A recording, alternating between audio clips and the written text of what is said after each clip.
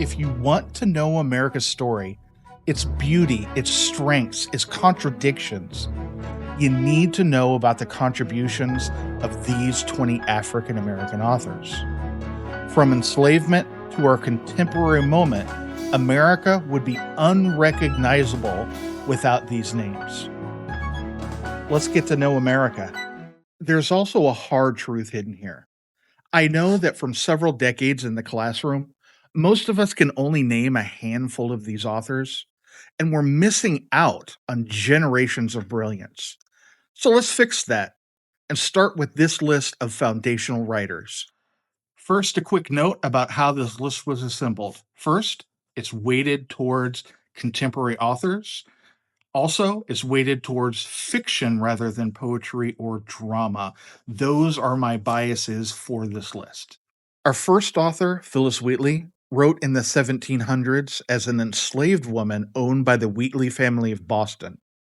Yep, Boston had slaves at one point. Phillis Wheatley's most famous poem is On Being Brought from Africa to America. It can be read in two ways, one on the surface and two under the veil.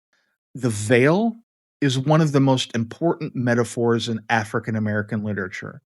It signifies, one, a public voice where white folks observe, and second, a voice intended for other Black people.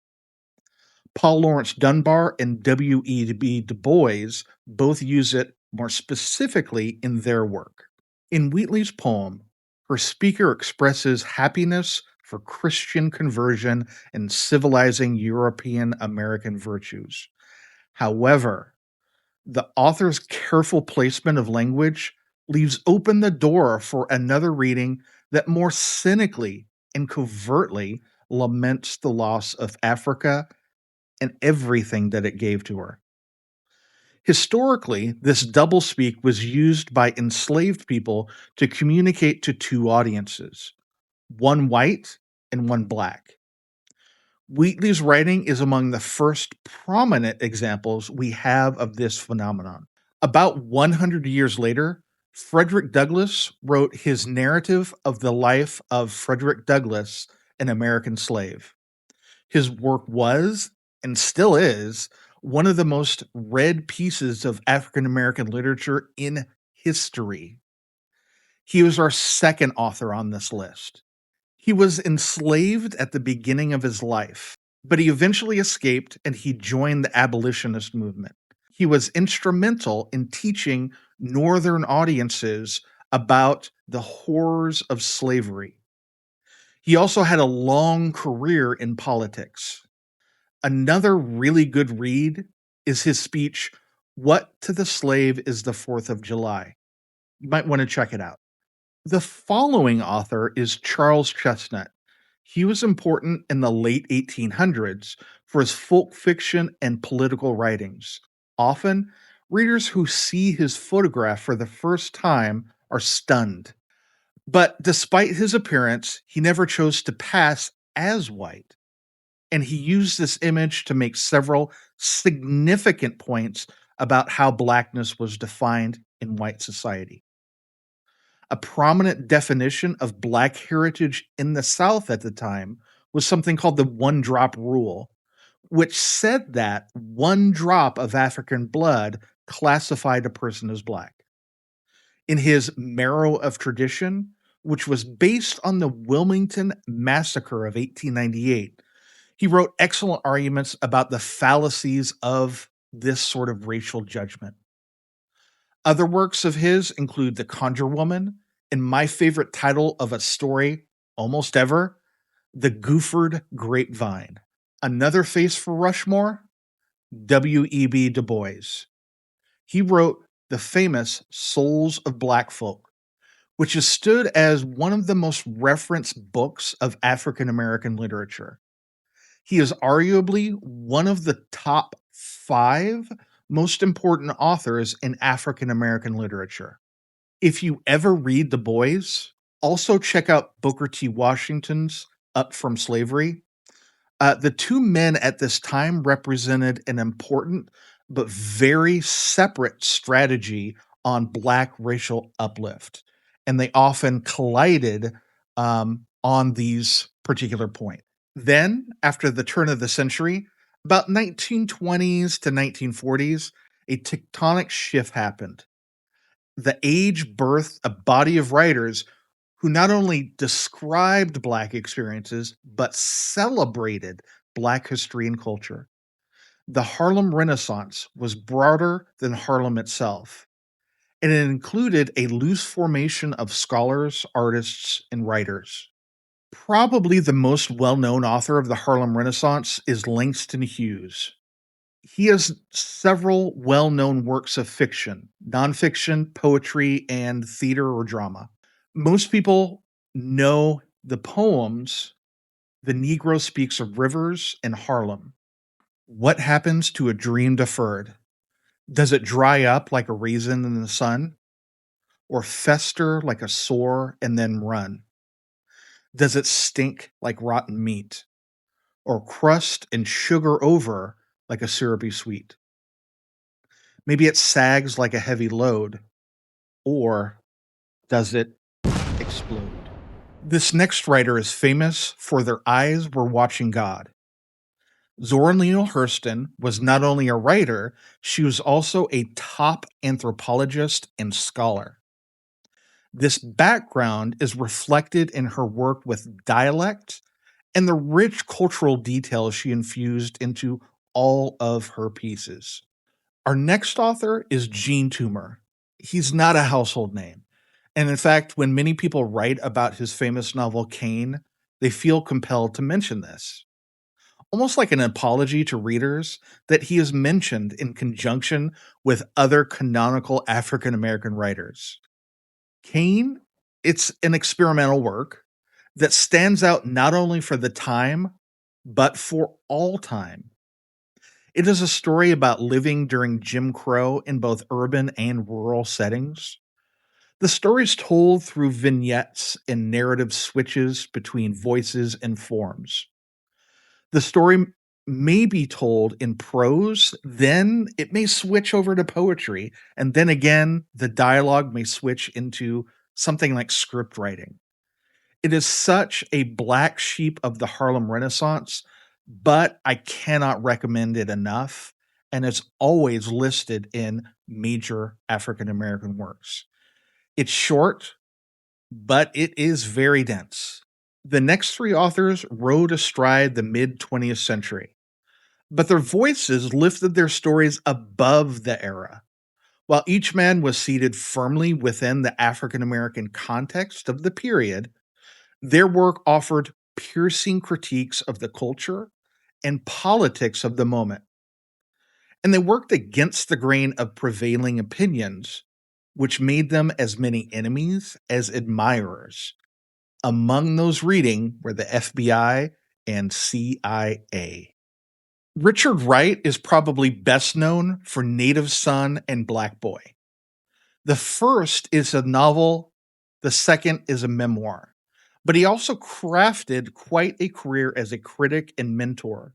He was tough on people, and people did not always like what he had to say. However, he had a huge impact on American lit. Still does. Ralph Ellison wrote about a new formation of identity in Invisible Man. Black men did not just have to deal with racial antagonism. After a famous battle royale scene, his main character begins to understand that society does not see his humanity.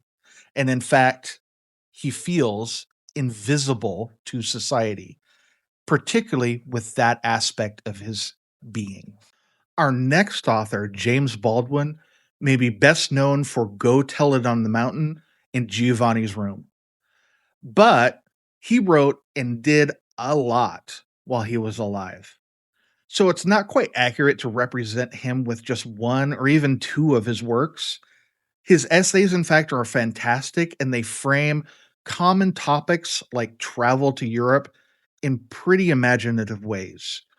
In one of his essays, he writes about being seen by Europeans for the first time. And these Europeans don't know anything, particularly a child, don't know much about American history of race. So he's seen through this new light and he remarks about how refreshing it is. Also, if you have a chance, watch his debate with William F. Buckley.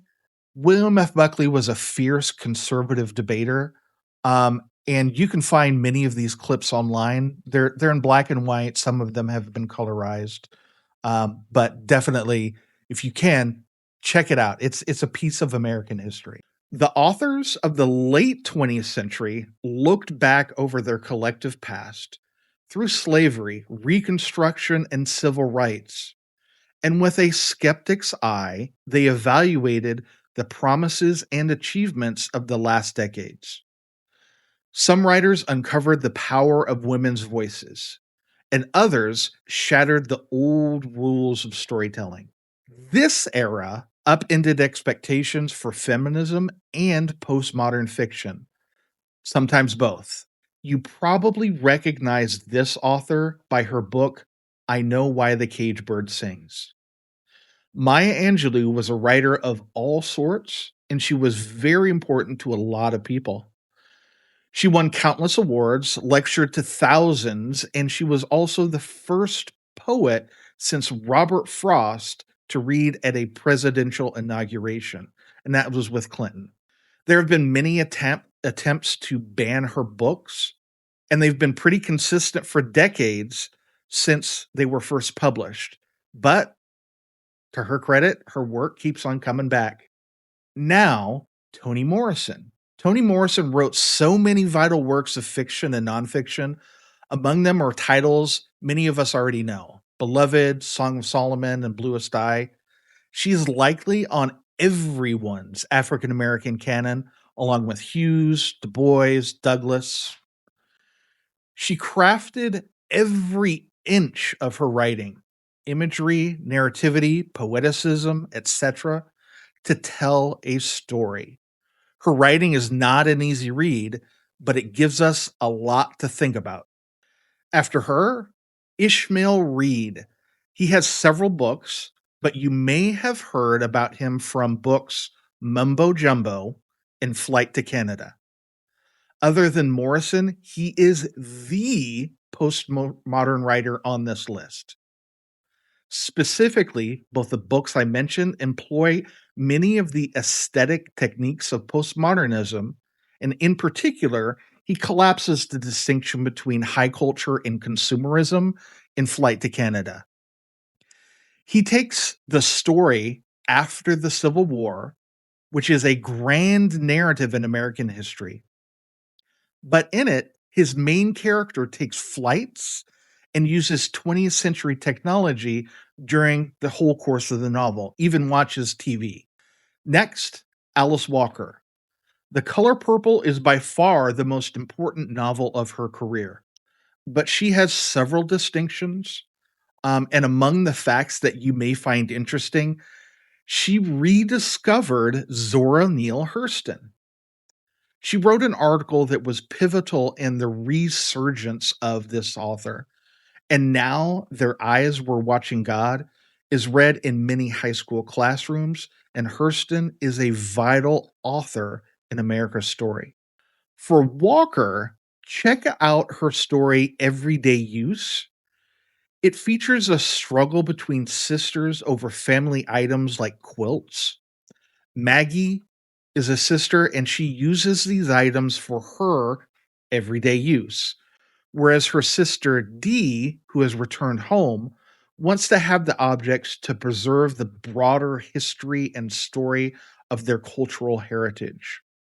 And it's over this that they clash, and it comes back to how one sister lives culture and the other just wants to represent. After Alice Walker, I have August Wilson, and he's not the only playwright on this list, but I would argue that he is the most important one. He was most prominently known as a playwright. Many of you may have read or watched his pieces, and you probably saw that Denzel Washington film, Fences. Wilson has lots of great plays: Seven Guitars, Ma Rainey's Black Bottom, The Piano Lesson, and more. If you are thinking, writing, or speaking anything about Black theater, August Wilson should be at the top of your list. His plays are known for dramatizing everyday Black characters, and they all have a complicated but realistic dilemma at their center. In the past, I've mentioned Octavia E. Butler many times, and I haven't produced that many videos yet, which may tell you a little bit about how essential she is. She is a very prolific writer of books like Kindred and Parable of the Sower. Her work is a cornerstone of modern science fiction, and you'll see a lot of her books mentioned on YouTube even. Now, our contemporary African American authors on this list have already had full careers and a bounty of awards to their names. While they stand on the shoulder of giants, they have made their own way in the world and rewritten the course of African American literature. First up is Percival Everett. He's known for the Pulitzer Prize winning James. My favorites of his are Erasure and Glyph. He has a great sense of humor and scale in his writing, and he does an excellent job in recontextualize questions about things like age, race, gender, and helping us see them through a new lens. Okay, so Colson Whitehead, the next person, is one of my favorite authors, and I've talked about him many times. But he is objectively worthy of this top 20 list. Two of his books, Underground Railroad and Nickel Boys, won Pulitzers.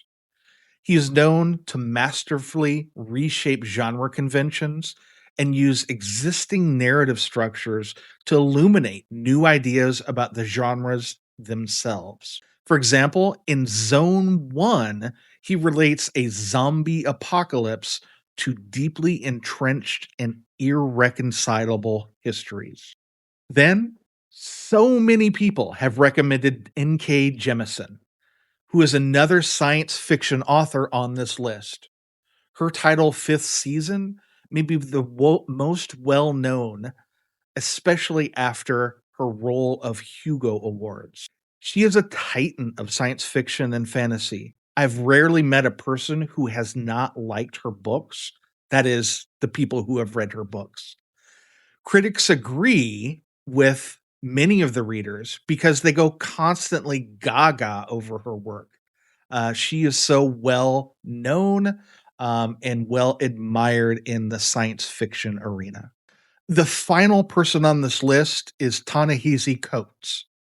I don't think you can talk about literature and politics in this era without mentioning him. Between The World and Me and the Black Panther series have cemented his importance in contemporary African American literature. Those are not his only works, but he tends to be most known for those.